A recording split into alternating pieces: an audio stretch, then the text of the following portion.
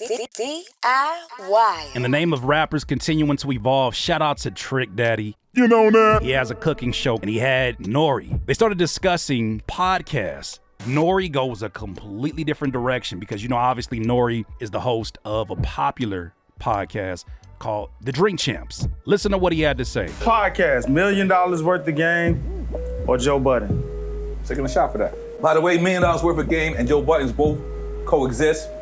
They do not have to have beef. They do not have to have problems. They are doing two separate things.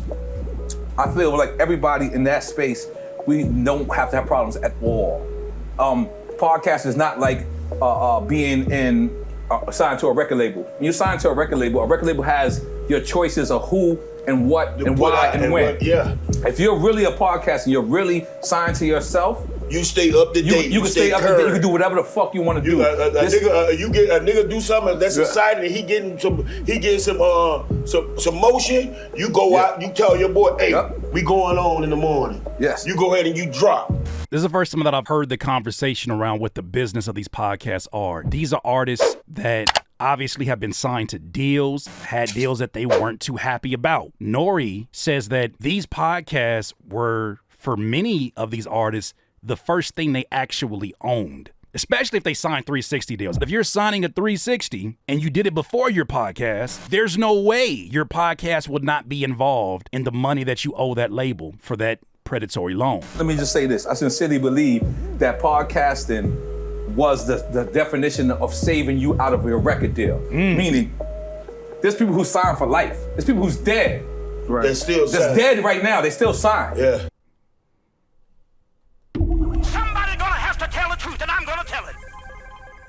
You mean my contract with you record label is not over even when I'm dead? Like when somebody get a sentence and it be like multiple life sentences, I always look at it and I'm like, fam. So like if they die and came back, they still got two more they got to go through. Of course, Curtis, it's common knowledge. That's why they get to control the way that their catalog is marketed afterwards. Yeah, even though that's obvious, doesn't it still kind of isn't that nasty work? They royalties don't even go to their children. Their royalties don't go to their wife. They because you know why? You signed your life away for 3 times. That means you gotta die 3 times before you get a fucking royalty check. Yeah. Fuck. This is no commentary. I'm just gonna keep playing it. That shit. This is real contracts.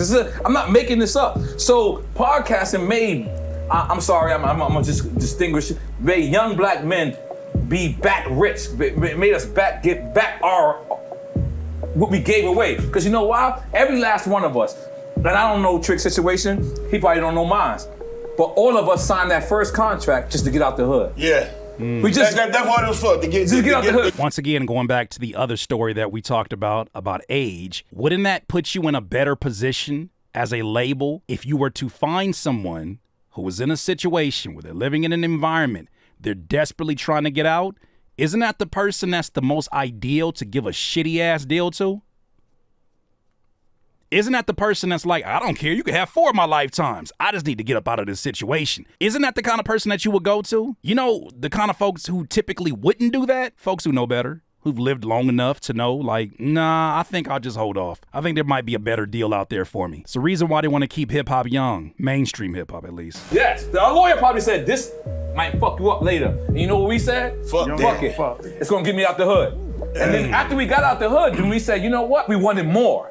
And we kept continuing to go more. But guess what? I'm gonna be honest with you. For me, it was reggaeton first. It was doing a little bit of movies.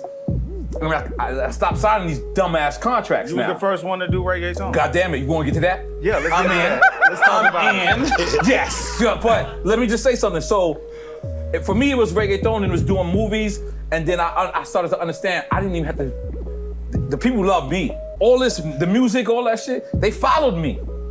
I had the same million that followed me for music, followed me to reggaeton, and they didn't even speak that language. Neither did I. Right. They play a lot of head games with these artists, and you hear these artists talk about it all the time. They play these head games that make them believe that due to record sales diminishing for a particular artist, due to streaming numbers diminishing for a particular artist, they know how to play with an artist with their mind and manipulate them to the point where they're saying, you can't at least get 5 million streams. What value are you to us? Or even better yet, your own fans? Your own fans don't like you anymore. Wouldn't it be a lot easier to run that kind of game on somebody who doesn't know any better? Who doesn't understand that when people become a part of your 1,000 true fans, they're there ultimately for you. When somebody is a part of that 80-20 rule that you often hear, where it's the 20% of your audience that would buy 80% of your product, at some point, it don't even matter what you're putting out. They're supporting you. You want to do a podcast? Yeah, hell yeah. I'm a super fan. Wherever you're going to go, I'm going to go.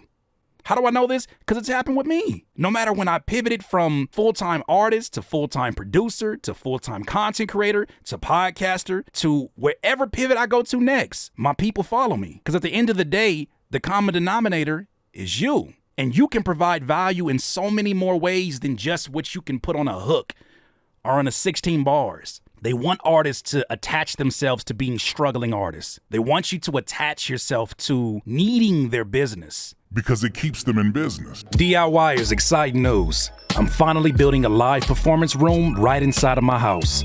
With your help, I want to slowly turn this room into a space I can give you live music performances, guest music appearances, and even more incredible content. But I need your help. Support this vision of independence through my Patreon at patreon.com/Curtis King. Together, let's step into the future of live music. Now back to the content. Yeah. And then I brought in the movies. Guess what? I don't know how to act. I'm just being me. I played me every role. That liquor setting in. I know that energy. I done been around that energy. When the eyes don't follow the mouth, that's a different energy. I know that energy. But then podcasting, let me just say something. Right now, the industry is at a standstill because we are actually taking control of our own destiny. Yeah. I'm looking at this show, it's black people here. There's people here that's holding it down. There's people here, we are providing jobs. DMX said to me, he stopped dissing. He said on the podcast, he said, he don't diss rappers no more. And I said, why you don't diss rappers no more? He said, because every rapper is employing 16 different families. Sheesh. Damn. Matter of fact, let's pull up this story as well. First of all, I've always been a fan of Cameron. I was definitely a fan of Mace. These two rappers created a podcast together called It Is What It Is, where they talk about sports topics. Interesting enough, they just inked an 8-figure deal for this podcast with an entity called Underdog Fantasy. They started this podcast with their own money. They flipped $250,000 into an 8-figure deal. I saw something that said for $10 million, the fact that it's able to happen just shows you, my friends, we are in the DIY era. DIY. These folks don't want to pay you?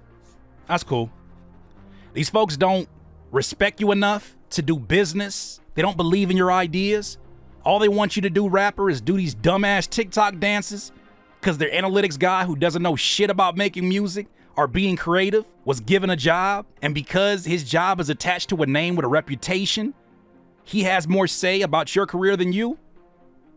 Do your own thing. Do you have thoughts based upon your experience in being in this industry that you'd like to share with a few of your friends? Start a podcast. Have you always had a passion for cooking, but not an outlet to show that to your fans? Do what Action Bronson does and start your own cooking show. We are in the DIY era no matter what industry you're in. It is no longer an excuse strong enough to say, they closed the doors on me. They blackballed me. They canceled me. We're no longer living in times where you can use that as an excuse.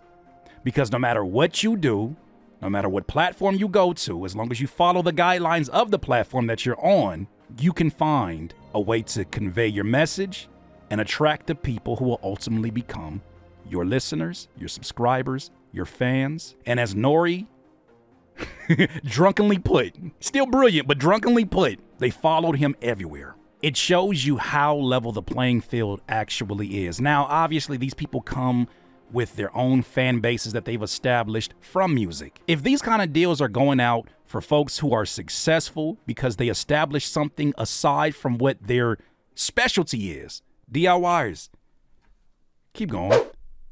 Those are my thoughts, though. What are your thoughts? DIY.